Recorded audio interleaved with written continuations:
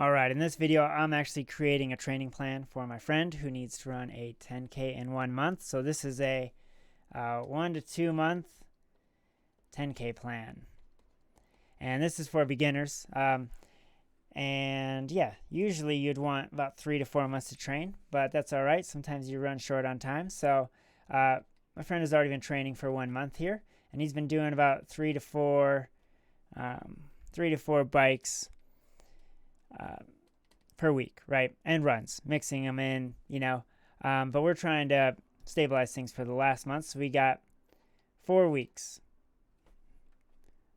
There we go. 4 weeks to go. And so the idea is the week before the race, you kind of want to taper. This means intensity goes up and duration goes down. So you're not running as far.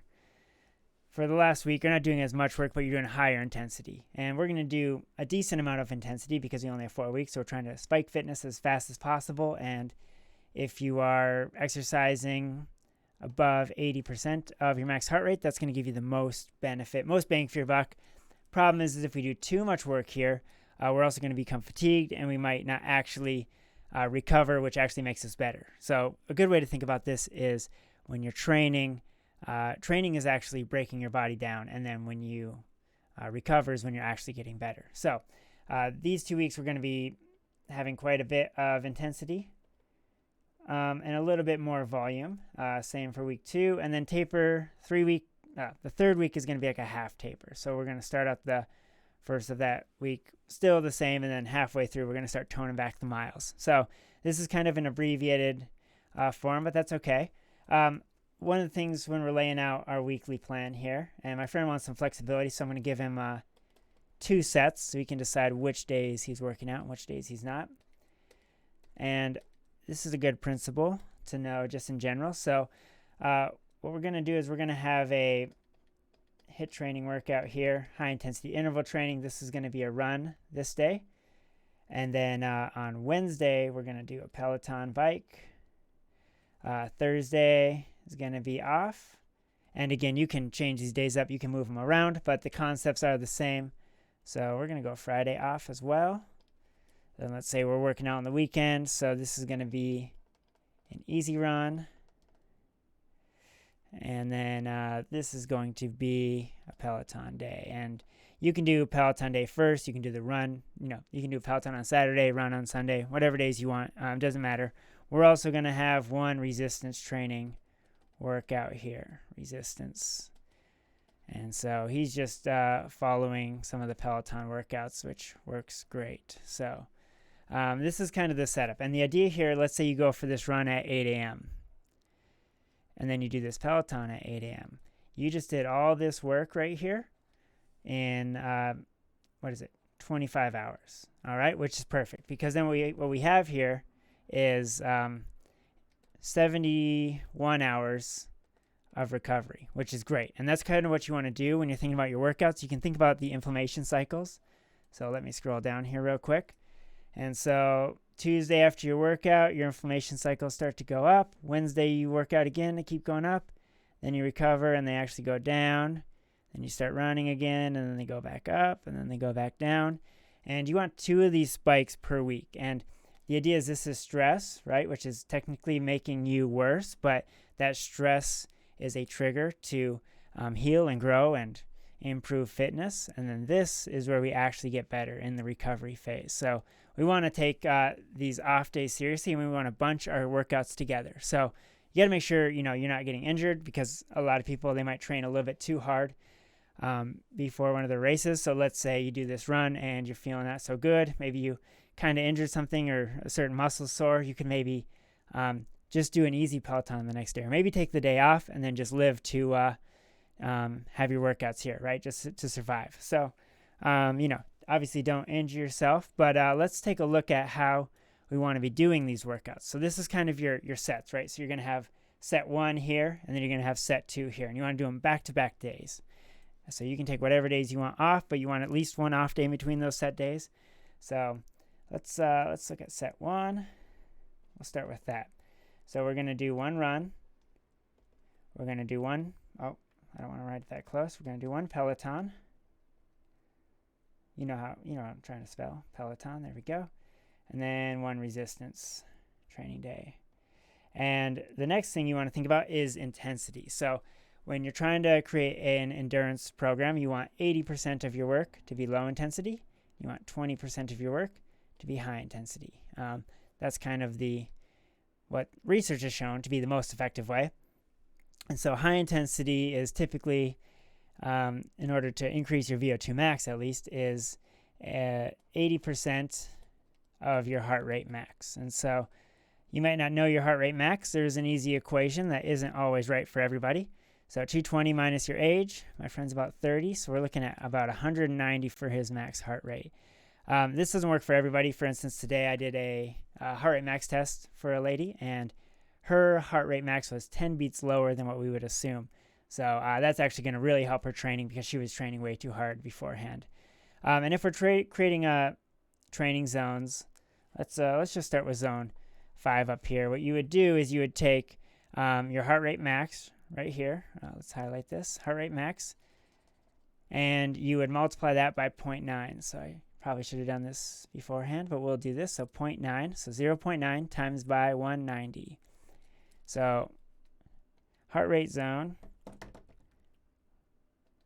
for zone 5 is going to be 171 to 190. So the idea is if you want to work out in this zone, you got to get your heart rate above 171. And then for zone 4, what we do is you take 0.8 times by that max heart rate. And technically, I would be creating these zones differently if I was doing this for like a physiology thing. But since all of your watches and everything and all the heart rate zones everywhere are in this format, I'm using this format.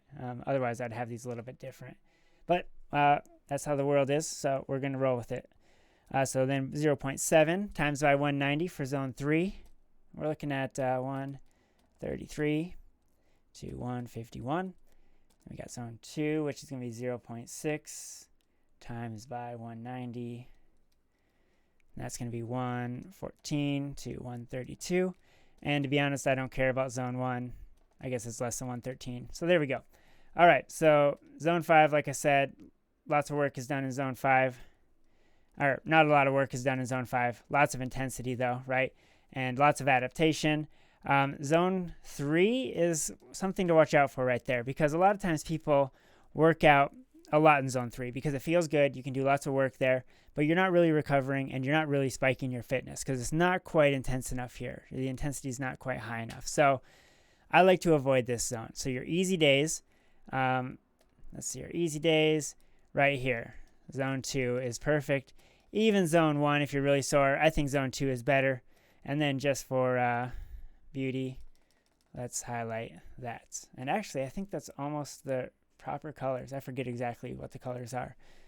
I think green is here. Anyways, doesn't matter. So I'm going to now look at our workout sets, and I'm going to create some workouts, and we're going to use these heart rate zones. So for this run right here, since we're doing a high intensity run, we don't do very many minutes because intensity is high, so we're doing less minutes. So what you want to do is just a nice 10-minute warm-up. So you're just running nice and easy. Heart rate kind of around zone 2 down here is what you're looking for there for the warm-up. And then you're going to do 5 by 60 minutes hard.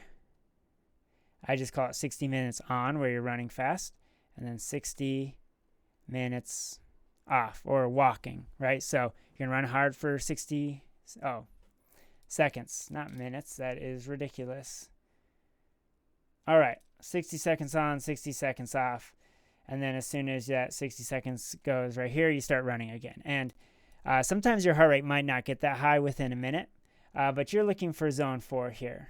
So let's go zone 4. So a heart rate greater than 152. And you can get into zone 5 a little bit, but I don't know. We don't need to necessarily be doing that. Zone 4 will be sufficient. Although, zone 5 is more bang for your buck, but we also need to stay healthy for this race. So people get carried away sometimes. So you'll have to use your own judgment on that. Let's slide this down here. Another thing to think about when you're working with these training intensities is the heart rate might be hard to follow. So I'm also going to add an RPE, which means rate of perceived exertion. This is just how you're feeling 1 out of 10, right? So for this workout, you kind of want to be at like an 8 out of 10. And you might start at a 7 out of 10, then move up to an 8 out of 10. When you finish this workout, you should be able to do more if you wanted to. And then you'll do a 10-minute cool down. 10-minute warm down, I guess you could call it, but we'll go with cool down. 10-minute cool down. So you're getting 30 minutes of work in right there. That's a pretty good setup. Only 5 minutes of intensity. And then for the Peloton, just go ahead and pick like a 45-minute workout. And Peloton usually has increases in heart rate as well, which is good. So this day, we want to shoot for that zone 4 to 5. I'll let you go up to zone 5 if you want. When you're on a bike, it's actually harder to get your heart rate up because you're using less muscle mass. So your legs, instead of your upper body when you're running, is involved. So when you're only using your legs, it's hard to get your heart rate that high. But again, we want that heart rate, and not for the whole time. I'm going to let you just pick a Peloton workout, right? And that'll be sufficient enough. But your heart rate, again, will be above 152 here. And then your resistance training day, just do that on the same day of the run or the Peloton, however you want to do that. Pick whichever one you want. Okay, so that is kind of like your first set. Now then you'll take 1 or 2 days off, then you'll go to this second set here. And now we don't want to be working out hard every single day. That is a classic mistake. One of the things that you do in your coaching is actually hold people back, especially if you're running 6 days a week. Then you really only want to be doing 2 of these workouts. But since we have a little bit of a time crunch, we're just going to have a little bit more intensity, and then we're going to take more off days where we're not exercising at all. So we're just going to have an easy run. And on this easy run, it might be walking and running, right? So if your heart rate gets too carried away, you're going to want to slow back down. But that heart rate that we're looking for is zone 2 or 132 beats per minute right over here. So that's kind of what we're looking at. Let's write zone 2 here. This is just going to teach you to run a little bit farther, get used to being on your feet for a little bit longer. So this one, this week we're going to run for 40 minutes. And to be honest, you can just repeat these same workouts until the taper. And I'll make another video for your taper here. What I would do to modify this for your second week, rather than doing 5 by 60 seconds, I would do, let's see here, maybe bump it up to 90 seconds, so 1.5 minutes. And I would do 4 by 90 seconds on, 90 seconds off. You can even take 2 minutes off if you want there. And then same heart rate zone, same warm-up, same cool down. So this will be for week 2 right here. There we go. Maybe I'll highlight it. Week 2 is in orange there.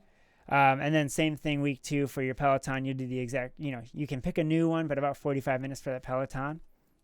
And then let's go back here. So that's our run, and then we're also doing Peloton. And this, I would say, anywhere between 45 to 60 minutes. And because this is higher, I don't want us getting up into zone 5 because that might fatigue us too much. We might not be ready for all that work. So we're going to do zone 4. So heart rate between 152, and 170. And in my opinion, I would opt for a little bit lower. This is more of your recovery day. Although we did go easy here, so you could probably get up towards that 170. There's no magic answer here. Yes, so that's the Peloton day. And then you're doing your one resistance in this set. So that's pretty good. We got 2 resistance workouts. We got 2 runs. We got 2 Pelotons. And we're going to do that for 2 weeks. And then I'll make another video for your taper here. But that looks pretty good. One thing I like to do just to kind of double check my work is I see how much intensity here. So you can measure this a bunch of different ways. So we're going hard for 60 seconds here, but your heart rate's also going to be high and coming down while you're walking here. So I just like to call this about 10 minutes of hard work right here. So we got 10 minutes there. Your Peloton bike, it's hard to say what workout you're going to pick, but I'm going to estimate that you're doing about 15 to 20 minutes of hard work there. Easy run will be easy, just a nice recovery day. And then this Peloton day, 45 to 60, we're maybe thinking about 20 minutes of hard work there. So we have 35, so about 45 minutes of work. And then we're going to add up our total minutes of work here. So we have a 30-minute run plus a 45-minute. So 30 plus 45 plus a 40-minute run plus we'll go high, we'll go 60-minute Peloton. So 45 divided by 175, 25%. So you have about 25% intensity, which is a little high. So if you want to cut this down to 60 minutes, you can. I still want you to keep your runs here, the 60 seconds on, 60 seconds off. 25% of intensity, you'll be fine with that. Just pay attention to your body. Make sure you don't go too hard. If you do feel like maybe this workout is kind of a lot for you and you're feeling a little sore, again, you want to run it not so fast that you're going to injure your muscles, right? You just run it comfortably, but we want that heart rate getting up there. Let's say you tweak something a little bit this day and you're not feeling like biking. Maybe you can scratch one day to recover and then get back on it the next day. You don't want to force it if you're feeling injured and you work out again and it makes it worse. It's only going to set you back more. So, all right. Well, I think that is good. I think that should explain it. If you have any questions, let me know. If you found this video randomly and you have any questions, feel free to hit me up in the comments.